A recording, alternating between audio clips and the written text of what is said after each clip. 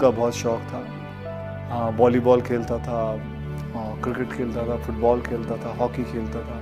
Sports की कोई भी चीज़ आती थी तो मुझे बहुत शौक़ होता था। पिताजी कभी कभी डांट लगाते थे कि बेटा पढ़ भी लिया करो, तो इतना फिर कहते थे बेटा पढ़ो, इतना तो पढ़ लो कि कम से कम 2 दूनी 4 होता है।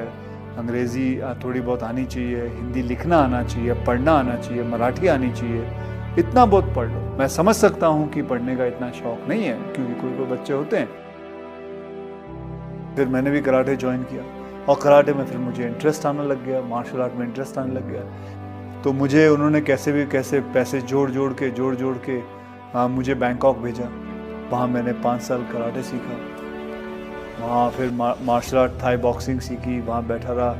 फिर उसके बाद मैं कलकत्ता पहुँचा, वहाँ काम किया। फिर ढाका पहुँचा, वहाँ काम किया। दिल्ली में भी मैंने कुंदन की ज्वेलरी के काम करता था। फिर उसके बाद मैं बॉम्बे वापस आया। बॉम्बे में बच्चों को ट्रेन करता था, मार्शल आर्ट में सबको ट्रेन करता था, पैसे कमाता था। करीबन 5-6 हज़ार रुपये महीने के कमा लेता था।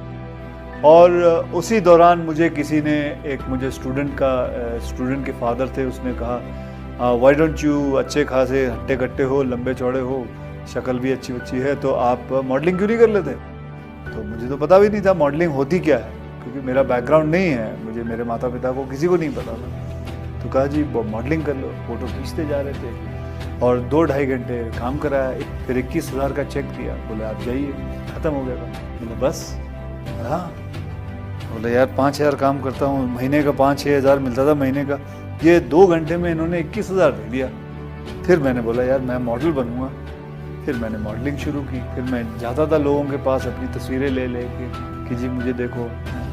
फिर करते थोड़ी बहुत मॉडलिंग की। फिर मैंने रैंप वॉक किया। उसके बाद करते किसी ने एक फ़िल्म ऑफ़र कर दी। फिर मुझे मिस्टर प्रमोद चक्रवर्ती जी मिले। उन्होंने कहा भाई मैं आपके साथ एक फ़िल्म बनाना चाहता हूँ। और आज भी मुझे याद है, शाम के 6:30 बजे हुए थे और उन्होंने मेरे हाथ में 5,001 रुपये का चेक दिया था।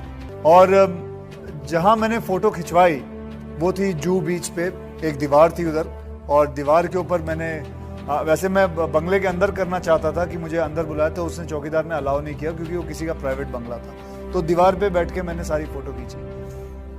फिर करीबन 15-20 दिन पहले मैं वो फ़ोटो सारी देख रहा था, पुरानी फ़ोटो देख रहा, तो मैं देखा ये तो वही दीवार है जो आज 24 साल बाद मैं उसी दीवार, उसी बंगले पे जहाँ मुझे अलाउ नहीं किया था शूटिंग करने के लिए, उसी बंगलों पे मैं रह रहा हूँ। हर एक बच्चे के, हर एक लड़के के ज़िंदगी में आता है कि अब मैं क्या करूँ, और उस वक्त वो यही करता है जो उसको नज़र में आता है, जो उसकी समझ में आता है। हमारे यंगस्टर्स के अंदर सेल्फ डिसिप्लिन एक बहुत ज़रूरी चीज़ है। ये होना चाहे लड़का हो या लड़की हो। हर बच्चा कहीं ना कहीं दिमाग से आता है।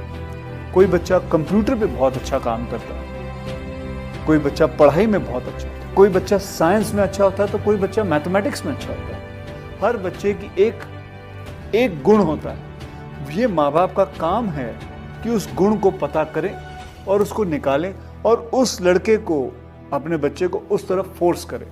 तो मैं समझता हूँ कि हर माँ बाप को ये बात समझनी ज़रूरी है कि आपका बच्चा बनना क्या चाहता है, करना क्या चाहता है।